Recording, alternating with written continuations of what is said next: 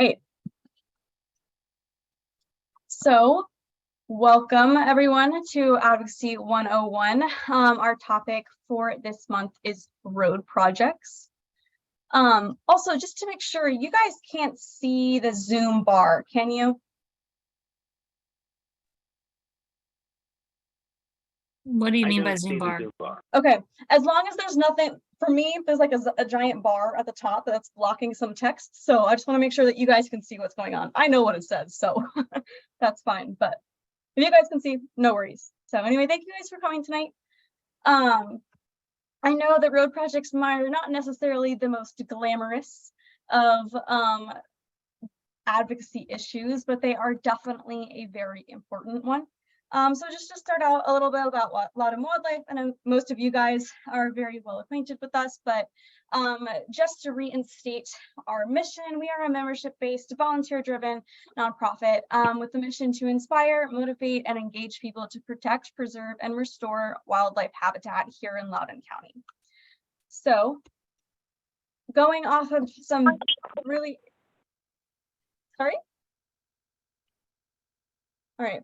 Going off just some really important basic background about Loudoun County. As we know, this is one of the fastest growing counties in the country. That being said, this rapid development means that habitat loss is a major threat here in Loudoun County. Habitat loss is, in fact, the greatest threat to wildlife just in general all across the world. So it makes it especially relevant for Loudoun County here. In Virginia, the conversion of natural land to residential and commercial development is the primary mechanism by which habitat is lost permanently, and that is directly from the DCR. This map right here, some of you guys might recognize it from one of our earlier Advocacy 101 sessions that we did on the development process in general. It is a map that essentially designates what can be considered core wildlife habitat here in Loudoun County. What that means is habitat that does not have significant impacts from fragmentation or commercial development degradation. So those dark green and light green areas are those that have moderate scores for connectivity, and those orange and red areas have high connectivity scores, meaning that they are cores and unfragmented. So if you guys will see, this right here is a map of all of the roads in Loudoun County. And if I toggle back and forth between these two maps, you can see some very definitive parallels between the two. Of course, those areas towards the west are those where those cores are present. Those are also the places where there are the fewest roads in the county. Roads are one of the biggest contributors to habitat fragmentation. They are also cited as the primary cause of population decline in many species. You'll notice, like said, how those areas that have more roads line up to those areas that are considered to be fragmented habitat. So, little joke, road work ahead. We sure hope it does, but not to wildlife's detriment. So what do road projects mean for wildlife habitat and for wildlife in general? Degradation is obviously a major factor. So the impacts of roads affecting the wildlife that live in the surrounding areas where that road is being constructed. That construction, the actual implementation of the project, as well as the final product, do impact the habitat that is remaining around those projects. So heightened exhaust fumes and pollution coming from that, increased mortality from road collisions, noise and lights all contribute to making that habitat after the road project less amenable to wildlife. Fragmentation is probably the biggest factor to be considered when talking about road projects and why they are unique from other kinds of development. The splitting of habitat that is caused by creating those lines of unnatural areas within the habitat cause what are called barrier effects. Barrier effects happen from those things like roads and fences because they prevent the dispersal of habitat, and it can actually limit gene flow. And that will lead to decreased biodiversity and increased mortality issues in the populations. So specifically why it might be different from a typical development project, those typical development projects may still impact habitat significantly by blocking off certain parts, obviously clear cutting and just getting rid of the natural areas entirely. But these roads may not look like they are the biggest impact because of the fact that there is still significant habitat on either side. However, when that habitat is bisected by this unnatural area that is effectively incrossable or less able to allow for crossings, does impact the habitat in that area significantly. In addition to that actual physical footprint of the road itself that is getting rid of that natural habitat, clearing those trees and such to actually build the road. So that habitat loss does play a factor as well.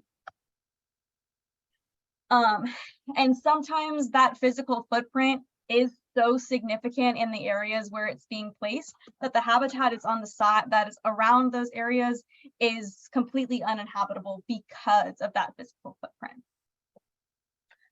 It's also important to acknowledge that in addition to the impact of the finished roads having the definitive fragmentation, the construction process of roads is extremely disruptive.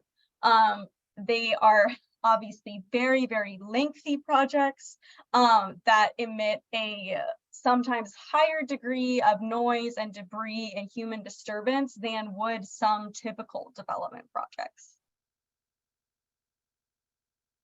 So what makes road projects particularly different from other kinds of development? Roads are considered a necessity. VDOT is required to meet the needs and demands of expanding development, of heightened population, as we have here in Loudoun. And because of the fact, it is a necessity because of the fact that it is a safety concern. So these development projects are seen as unavoidable when they are determined that they are needed. There is usually very little alternative to actually building that road and impacting that area aside from alternative routes. But typically it's not a situation where it just wouldn't happen. So just a disclaimer, these differences are specifically referring to road projects that are handled at local levels.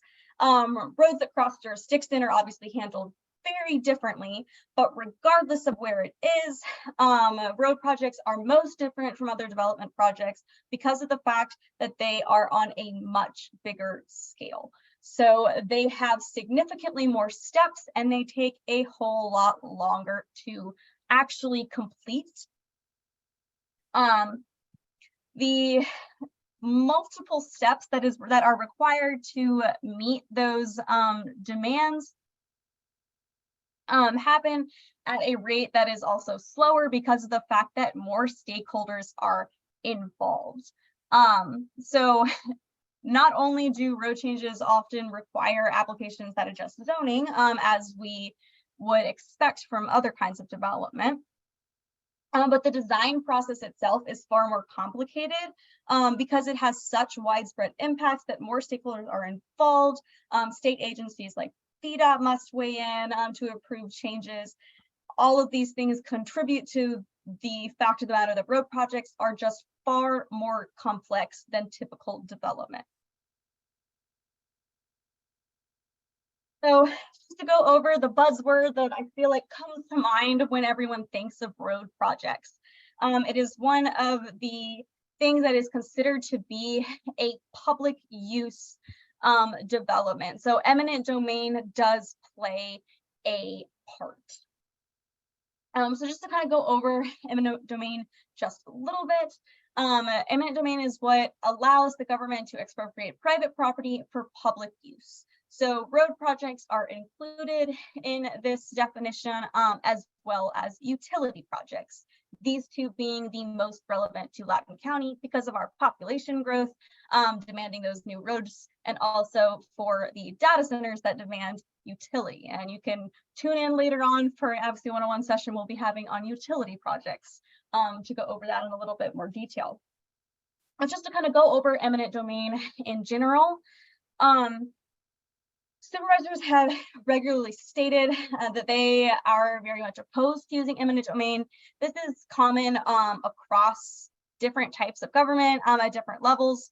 Eminent domain is almost always seen as a last resort. Negotiations will continue with landowners if a road is seen as having to go through a private property. If it is seen that there are no other routes that are viable, then the county or the agency that is handling the road project may have to expropriate the land for the road specifically if the landowner is not amenable to negotiations. So negotiations mean compensating as much as possible for the lost value of the land to the landowner. Things to keep in mind when it comes to this, typically this is only referring to the value of the land. And what that means is that sometimes like business or development that might be happening on that parcel is not usually taken into consideration. Excuse me. What it also means is that the county or agency that is doing the evaluating can offer up to fair market value. So they are allowed to be compensated, but they cannot be exorbitantly so because the county is held to a standard. If they are to enact this method, they will negotiate as long as possible, and up to the point if it is still not given to them willingly by the landowner, then they will have to invoke eminent domain in order to ensure that the road project can happen. Because of the fact that this plays a part in road projects specifically, that is one of the things that sets it apart significantly. Obviously, because it again instills that the project will happen. There's an instance in which, like I suppose there are, but there are very few instances in which the project will just not happen because it has already been seen as a necessity, and the county has the ability to use this tool to appropriate the resources to do it. So Loudoun Wildlife Conservancy currently has a couple different road project campaigns that we are undertaking at the present moment. The first is the 7690 Interchange. This is one that we are working with some community groups on. Some community groups in the area are much more heavily involved, and we are weighing in on the wildlife aspect. Essentially, there's a new barbell style interchange that is planned on land that is held under conservation easement. This is a common theme because the other road project that we are particularly have a stake in is the Route 15 bypass, which I'm sure that most of you are aware of, which is the increased traffic demand necessitating a western bypass around the village of Luckett's that was decided earlier this year. That changed as far as the directional. The bypass was approved by the board earlier last year.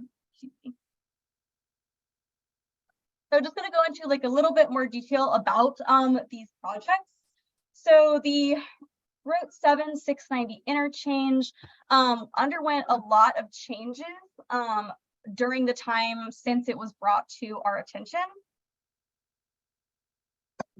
Essentially, it changed from being a single ramp interchange that went through that easement property to being a barbell style, which obviously has a far greater, excuse me, ecological impact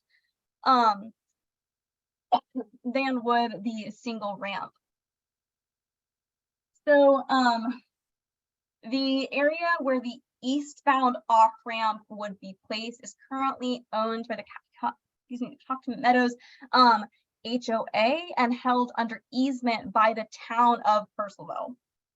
So what that means is that in order for the county to move forward the HOA must cede that land, and the town must adjust the easement.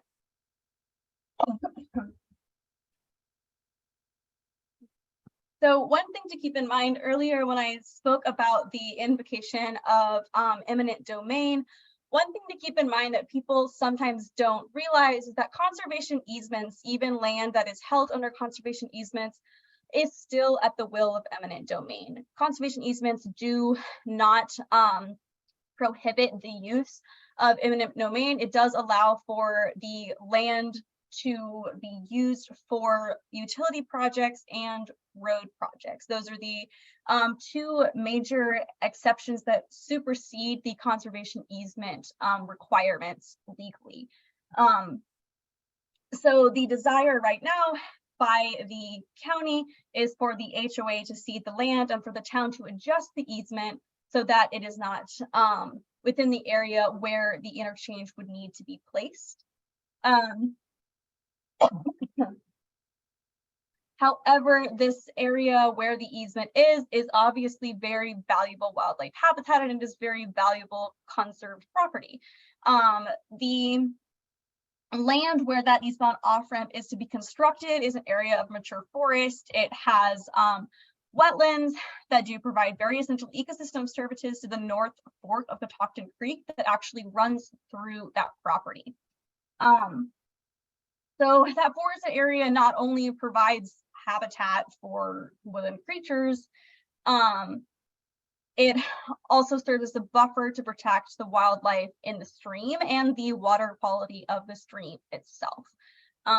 So because of the fact that that North Fork of Catoctin Creek runs through that property, there are concerns that the construction process, as well as the actual physical impact of the interchange, would have some pretty significant effects on the creek itself. The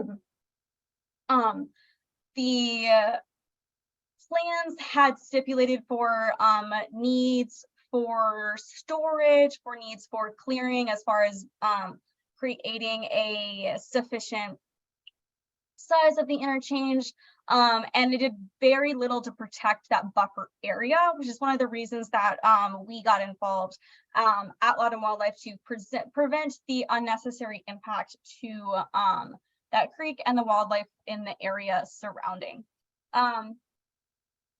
The impacts of that project would be minimized shade, which would lead to greater water temperature, so less regulation for water temperature, maximizing the ability for the stream bank itself to be protected, so the erosion would uptick significantly as a result of this project. Trash and other pollutants that are common from the surrounding developed area would have an easier way of making their way into the stream, and that could dysregulate the pH and nutrient concentrations, because of the fact that that storm runoff filter is being so dramatically decreased. And those current draft plans, as they are in place right now, would destroy a very significant portion of that mature forest and that riparian buffer. Overall, the footprint of the project is much larger than it needs to be, and this is something that is found often in road projects because of the scale that is required for the implementation and for the construction. One of the reasons that we are also marking this as such high priority is because of the fact that this interchange will open up the downstream to a lot more development. So the other road project that we have a significant stake in is the Route 15 bypass. We have had an ongoing campaign about this because of the fact that the bypass option that has now been chosen by the supervisors impacts JK Black Oak Wildlife Sanctuary. Our executive director, Michael Myers, put together a video presentation for you guys about the process of Route 15 and what has been happening with it thus far. So I'm going to play a video from him that kind of explains our stake in the property at a little bit higher or more detailed level in a case study fashion.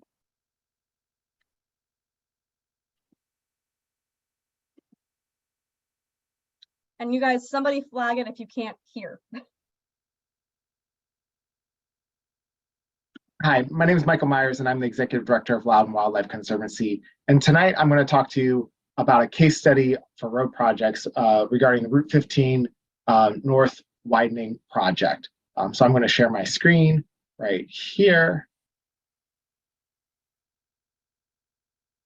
And we'll talk about Route 15 North. So what makes road projects unique? As you can see by this timeline of events, and this isn't all of the steps in the timeline either, is they take a really long time. And there's a lot of steps involved in road projects, lots of different approvals, not only by the county, but often by state and or federal agencies. And so they're very complex. Route 15 has had congestion issues for many years, for decades. In 2016, a congestion report was initiated by the Board of Supervisors. In 2017, report findings were presented to them.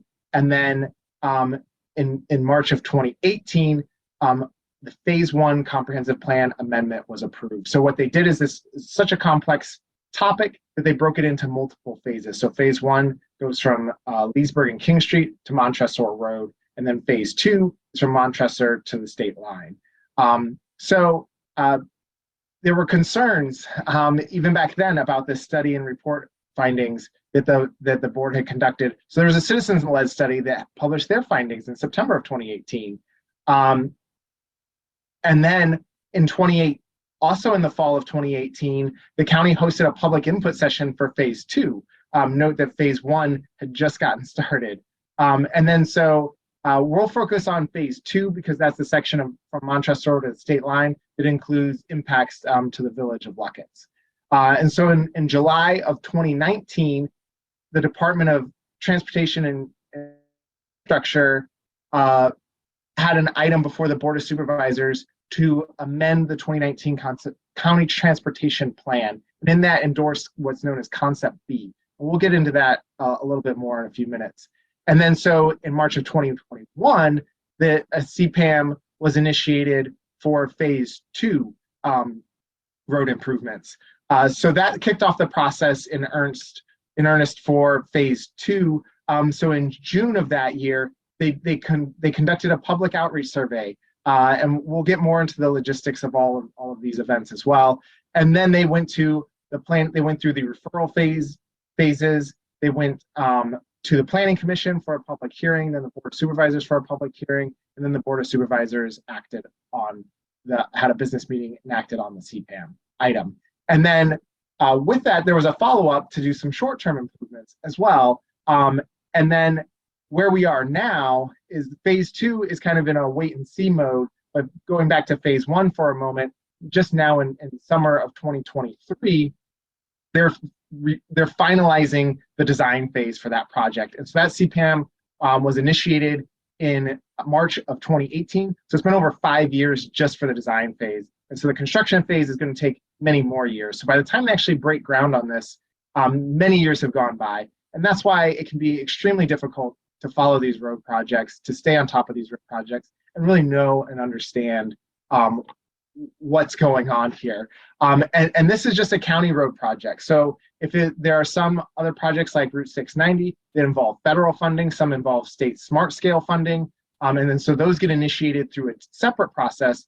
This is just through the county process.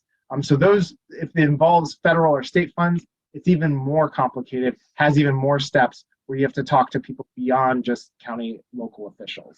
So let's take a look more in depth at what happened, how we got here, and how the public can get involved. So one of the questions you may be asking is, why are there so many steps?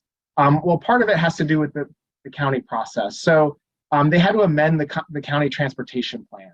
And so the reason why they had to do that is because the comprehensive plan, which guides policies, refers to the county transportation plan. So if items aren't in the transportation plan, then the county cannot do them when it comes to transportation projects. So since it was a new transportation project, they had to get into that plan. So that was one step. And then so they endorsed Concept B. And so Concept B, here are all the various things that Concept B included. And this map was one of the illustrative maps where you can see the village of Luckett. The orientation is sideways, so north is to the right. But this western bypass, potential bypass alignment, was all that was originally shown on the maps back in 2019. Note this was before we purchased this property. But so when we were in discussion to purchase the property, so when they started hosting public meetings, we're like, oh, by the way, we're purchasing this property. Funds will be used to create additional wetlands, on this property. Here are the unique properties of the property, and VDOT is like, thank you for all that information. We'll take that into consideration. So Concept B included a potential bypass of the village of Luckett. And so you may also be asking, well, what is a comprehensive plan amendment? So a comprehensive plan amendment is just that. The CPAM is a comprehensive plan amendment. So once it's in the county transportation plan, then they have to put, then it can be allowed within the comprehensive plan for certain types of roads. So with road projects, different roads have different classifications. And in this case, Route 15 was classified as a road that can only be 2 lanes. So if they want to widen it to 4 lanes, they had to amend the comprehensive plan because the type of road that it is not allowed per the terms of the comprehensive plan. And so that is a major step of approval that the county had to go through as part of this process. So why are we involved? Well, we purchased J.K. Black Oak Wildlife Sanctuary, and why we purchased it is because it's a globally rare wetland, which part of the definition of that is at risk for local extinction. There were previous development proposals on this property, in addition to road projects being a major threat. So as part of the purchase of it, the Nature Conservancy is working to create additional wetlands on the property. We have identified federally threatened species, such as the northern long-eared bat, and also species of greatest conservation need in Virginia, like the Jefferson salamander you see on the screen, and species rarely found in Loudoun, such as the eastern spadefoot, which you can also see there on your screen. So this place, it's a treasure.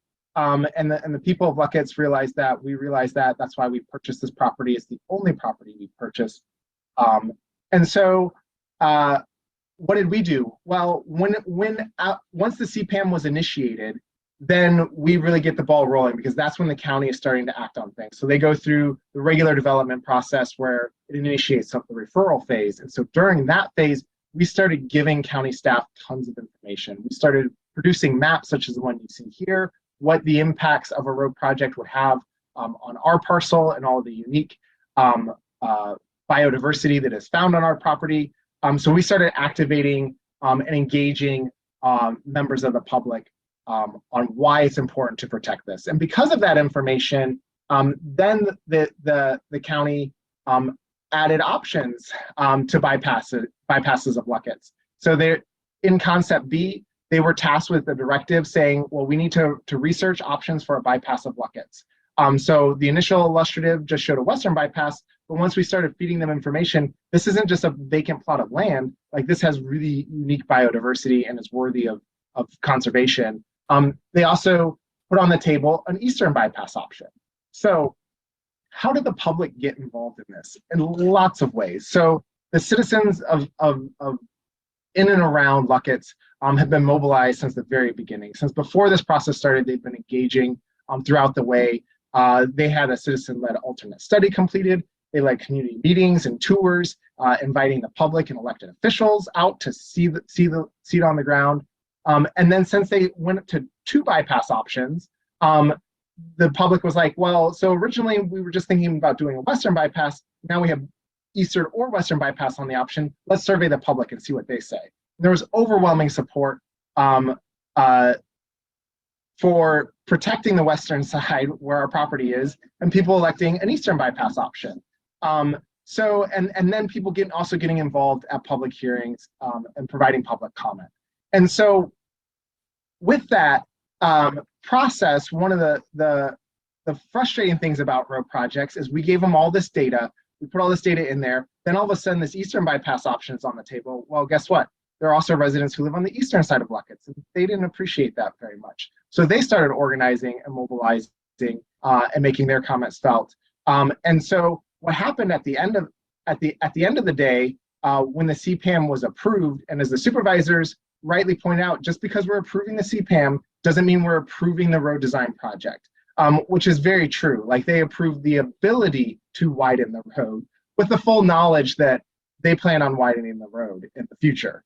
And so ultimately, the supervisor whose district this in made a motion to only look at a western bypass option, which went against all this public comment, this whole public process. So we spent all this time and energy educating the public and educating the staff and educating the supervisors on why it's important to protect our property. Ultimately, we weren't successful at this stage, but where we were successful was connecting with staff. So in the staff report, it says that staff recommends avoiding impacts to JK Black Oak Wildlife Sanctuary. So they were listening, they received the information, they know that there are a lot of challenges and issues with potentially doing a western bypass and only looking at a western bypass option for this project. So it really hamstrings county staff, and it's part of the reason why it was really frustrating that they made that decision at the CPAM stage, because the next steps are the design phase. And so that's where phase one is currently in the design phase, and they're wrapping it up. They've had stakeholder meetings on exactly what the design will be and the alignment and what needs to be included where, and a variety of different steps. And that process has taken multiple years. And so what we're going to do as an organization is we're going to continue to stay involved. We're going to be one of those stakeholder groups for this design phase. Our property may be impacted by this project. There's a lot of unique natural resources on our property. So we obviously have a lot to say. We will be involved with a lot of opportunities during the design phase. And then it still has to go back to the Board of Supervisors to be approved. So there's another opportunity for people to get in front of the public and to have public comment. Of course, at that stage, a lot of work has been done. So I mean, many years of work has been done. So by the time it gets back to the Board of Supervisors for their public hearing and all those public comment periods, a lot of work's been done. So we're not talking about wholesale changes, like large scale changes, but probably smaller changes and little things like that. So we're kind of in a wait and see mode right now in terms of the phase two. Phase one is just wrapping up that design phase. So then obviously there's a couple more steps of approval to go. And then there'll be still even more time before ground breaks and construction breaks. And so we don't really have a definitive timeline, but we will be staying engaged because there are a variety of permit approvals and processes that need to happen, and impacts to wetlands are high on those lists of environmental impacts. So will it end up being a western bypass? It depends on these environmental reviews, and is it possible? Is it feasible to be able to do that? Or will they also have to look at eastern bypass options as well? So this is far from a done deal. And this is why road projects can be really frustrating and really hard to stay on top of, because they take a really long time. There's a lot of steps. There's local approvals, there's federal approvals, there might be state approvals, and the process just drags on and on. So sometimes when people hear about it in the news, it's the design phase and all the work's been done, or a lot of the work's been done already. And so how much change can actually happen at that juncture? And it's kind of limited in what can be done, but you stay engaged. So what we try to do is activate and engage people at the right moment and give them all the information that they need so they can make informed public comments and to inform those decisions at the times where when and where the decisions are being made. So that's what we've done thus far. We've been a little bit successful in achieving some of what we wanted. In this particular case, there's still a lot left to be desired. So that's then there's a lot more to come. So that's a nutshell of one type of road project, how long it takes, how it's still ongoing. We still have a lot of opportunities for public comment and feedback. but a lot of work's already been done and a lot of things have been decided already. So we hope that this helps you all understand road projects, their complexity, why they take so long, all the various steps that go into making them happen. So there's my contact information. Feel free to reach out with more information, and thank you all for tuning in tonight.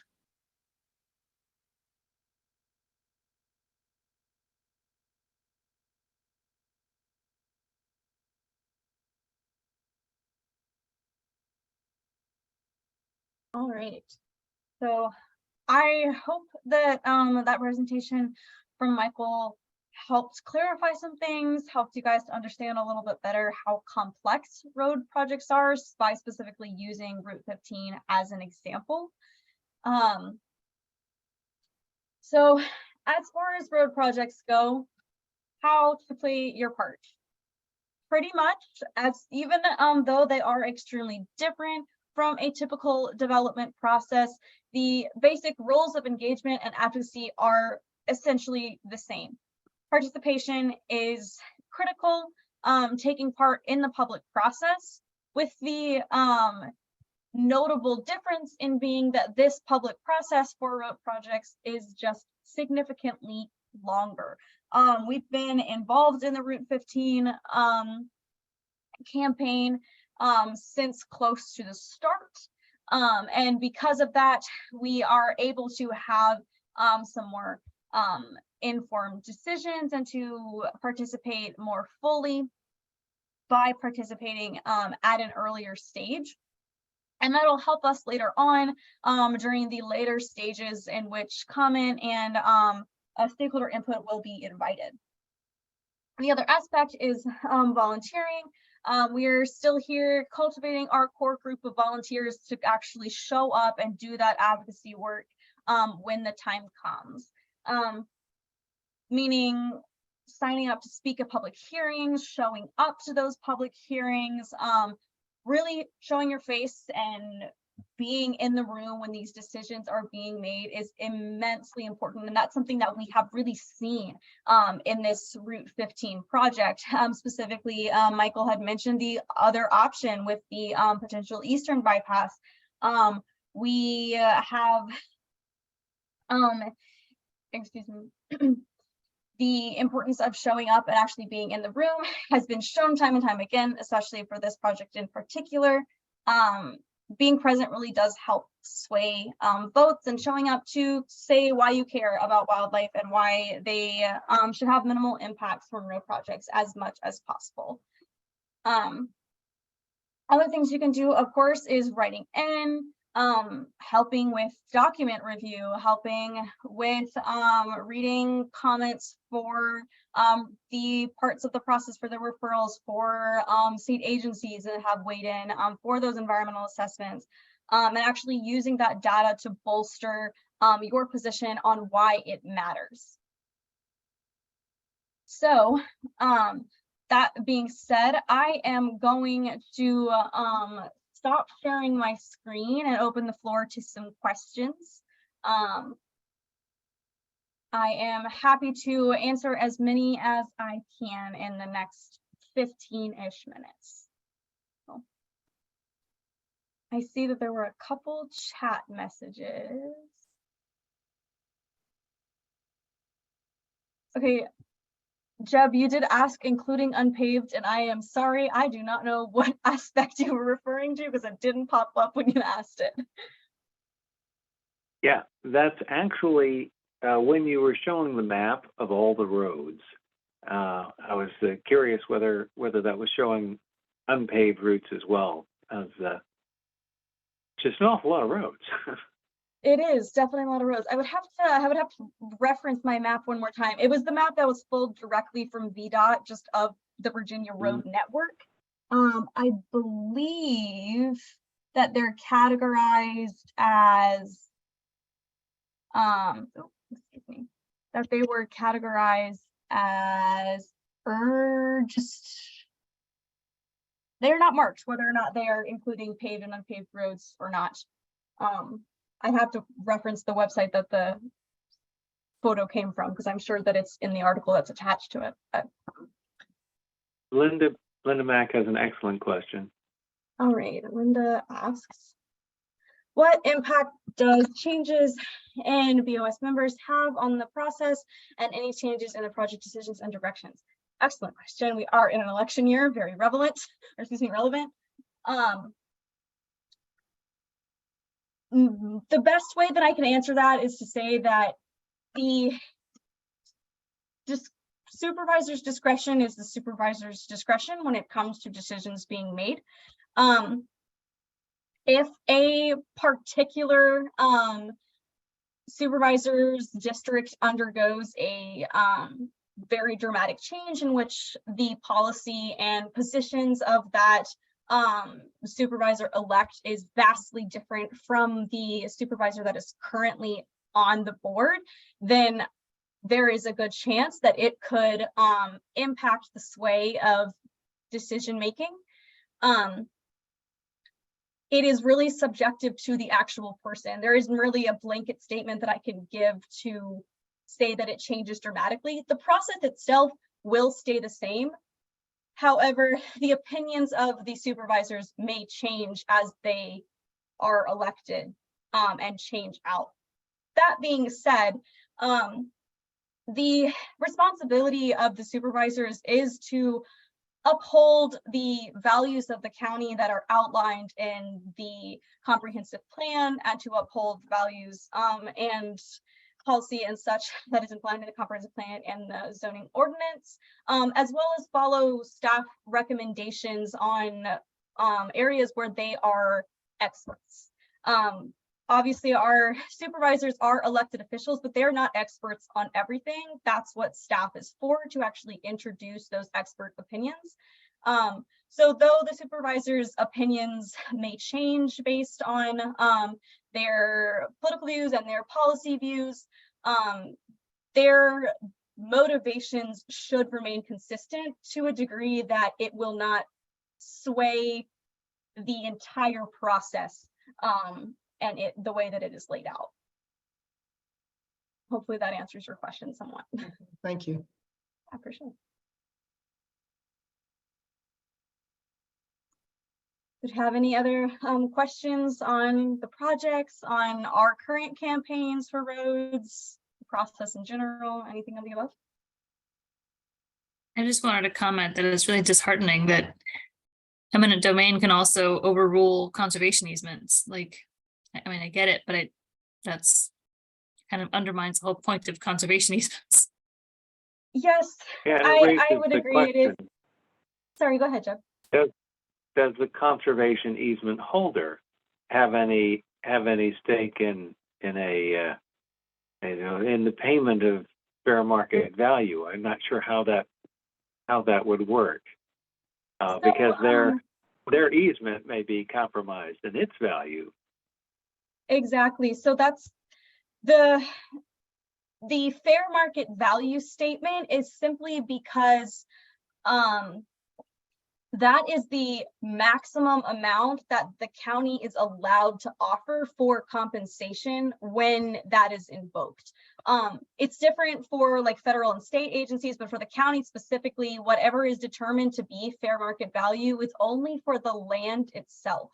So that doesn't include any kind of, like I said, that business and development, but it also oftentimes will not take into account the specific value related to the market in terms of the easement. The caveat to that is that the individual who is doing the evaluation of the property may choose to take that into consideration when the evaluation is being done. So it's kind of a little bit of a loophole, so to speak.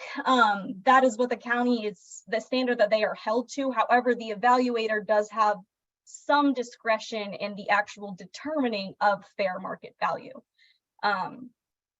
It is disheartening that the easements that are superseded by road and utility projects, but it is simply because of the fact that they are considered to be that public use for the public good, and they are considered necessities. So that is why they are superseded by it. regardless of the fact that it may not make the most sense at all times.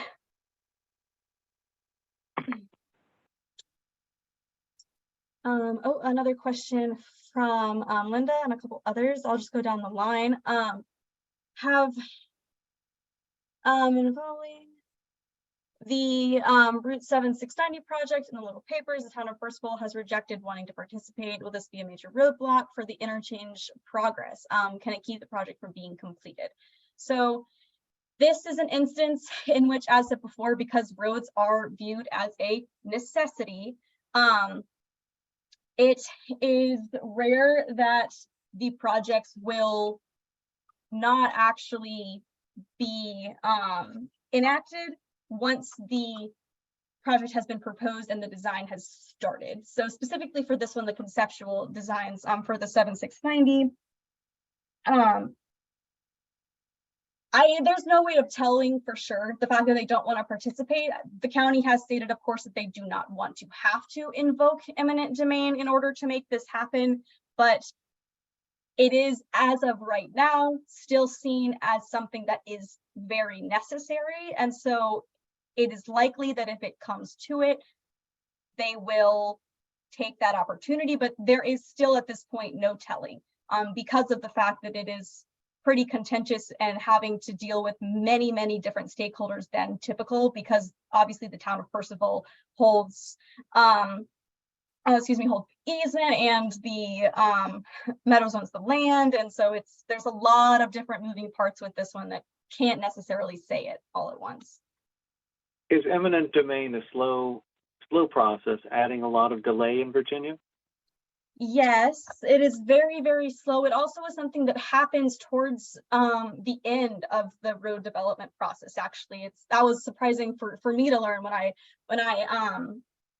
delved in and knew what eminent domain was. It actually happens after the design phase, typically.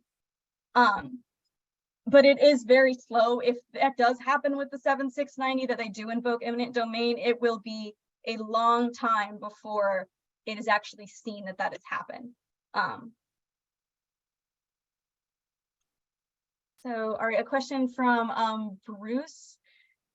Is there a list of days and times for potential road advocacy opportunities? How do we organize to deliver a message at a public board meeting? Excellent question. So as of right now, because these are our two main campaigns for Loudoun Wildlife specifically, we do not have a list of day and times. Specifically, the Route 15 is in, like Michael had mentioned, is in kind of a limbo mode, lull moment, because of the fact that they just approved the CPAN that would allow for the project to continue. However, they just now entered phase 2, and so they are still working on the design. Later on in the design phase, there will be an opportunity for that public comment for us to get involved and advocate for the decade black protection. And then as far as organization, that will happen when we get notice about the opportunities for input. We're monitoring it very closely. However, we don't have a definitive plan yet because no dates have been released as far as updates to the project go. That being said, for applications like this, you can always stay up to date on the county website, and there's nothing stopping you ever from emailing your supervisor at any time about a particular issue. So even though that we don't have any definitive dates for like group organizing efforts as far as showing up to those public hearings and that kind of thing, you can still email your supervisor in the meantime in preparation for that, and we will put out information when the time comes for us to actually band together on these issues. Great question. We do have another question from Shweta. Are we getting any support from national, global level organizations such as World Wildlife Fund? So specifically for JK Black Oak, we are the main advocates because this is a local property. TNC does have the Nature Conservancy does have a little bit of stake because of the fact that they are helping us with that wetlands creation project. However, it does not impact them directly at this stage, so we haven't had a whole lot of communication from them as far as aiding us in the advocacy process. It's something to look into. However, because of the fact that we do still own the property, we are the ones that are leading that effort and are mainly spearheading everything. And then another question from Seb. I didn't see any stormwater management ponds on the 7690 aerial. Are they part of the plan, part of the problem, or a positive? Oh, that is a good question. I believe that, excuse me, there are plans to do the, some minimal buffer abatement in like the central areas, but thus far they haven't released any plans for the stormwater management that I have seen. If they have released them since the last time I checked, there's a chance, but at this stage I am not aware that they are part of the plan yet. I would at this stage figure that they are not, because of the fact that they are still so early on in the acquisition part.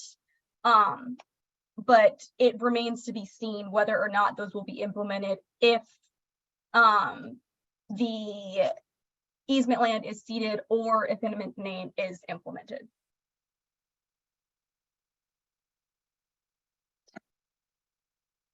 Those are some excellent questions.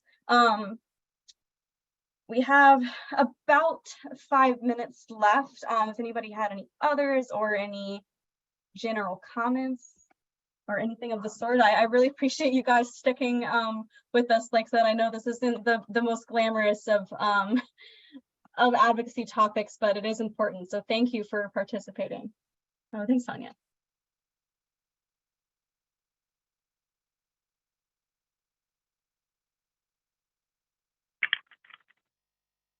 Of course, Robin, and thank you as well, Linda. Are you coordinating with America's Roots? We have not yet. Would be a good, I will make a note of that. Yeah, I mean, an ongoing challenge is the pressure to pave Loudoun's still significant gravel road network. And as a general rule, pavement means more traffic and a greater environmental impact, as well as the loss of the character and an incentive for further development. Yeah, absolutely. That's an excellent point. And thus far, we have not coordinated with America's Roots as far as gravel roads are concerned. We take on advocacy campaigns as they are brought to us. I feel like this is an issue that's not heavily publicized. So it's one of those things that if there is a specific project that someone is very passionate that we should help them as far as preserving that area around them, preserving that road itself, we would be more than happy to do that coordination and work with them on that. Like you said, it's very extensive, so I'm sure that it's kind of all over the place, but I did make a note of that. So thank you for that suggestion. Yeah, no, of course, it's all skewed to the western Loudoun, but frankly, that's where the wildlife opportunities are greatest. Yes, you are correct on that. Okay, another question from Shweta. Can students participate in volunteering with any of the advocacy campaigns? Absolutely. We mainly our volunteering that we're doing at this stage is focused on the zoning ordinance rewrite. I have some faces that have helped us out with that before, so thank you guys. We do like draft review. We also need help with reviewing like referral comment documents. A lot of the stuff on the advocacy side specifically for volunteering has to do with the background work. So actually showing up to the meetings, we will take you and take that volunteer effort 100% to actually show up and be that advocate. A lot of the like official volunteer projects that we have are doing some of that background work that's just document analysis and that kind of things.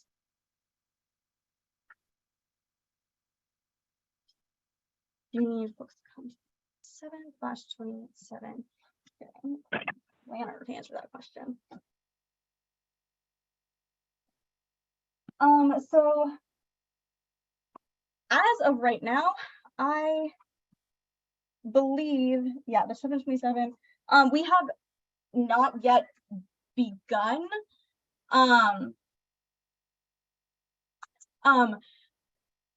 We have not yet begun the 7/26. So I was 7/27. I'm like, is there a meeting that I'm missing?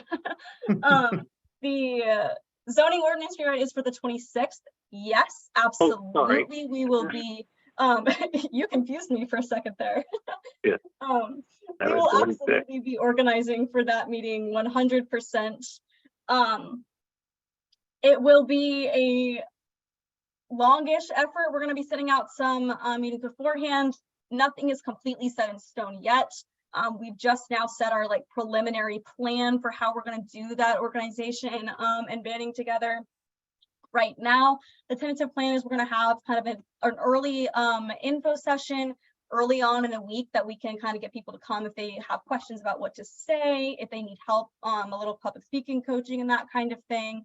And then we'll have a pre-hearing powwow to kind of get everybody psyched to show up and do some public speaking for wildlife protection and the zoning ordinance rewrite. So you will definitely be hearing from us very soon on that one.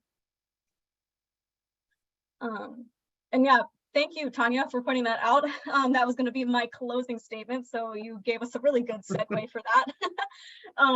If this is your first Advocacy 101 video, please do check out some of our earlier recordings on these sessions that we've held that may help give you some tools to actually do some of this advocacy work. So as far as how to write your supervisor, some tips on public speaking, and just some background on the development process and the zoning ordinance rewrite in general. We have all of those saved on our YouTube. They're all the hour-long sessions that just kind of give you a rundown of everything you would need to know about the topic. So I do very much encourage you guys to check those out. That being said, thank you guys so much for coming today. Really, really do appreciate your engagement and your dedication to advocating for wildlife. So thank you guys so much. This recording will be updated so you guys can see it later if you want to reference it. Thank you for coming, and I hope to see you guys soon at some upcoming community meetings. Thank you very much. Of course. Bye, everyone. Thank you. Bye.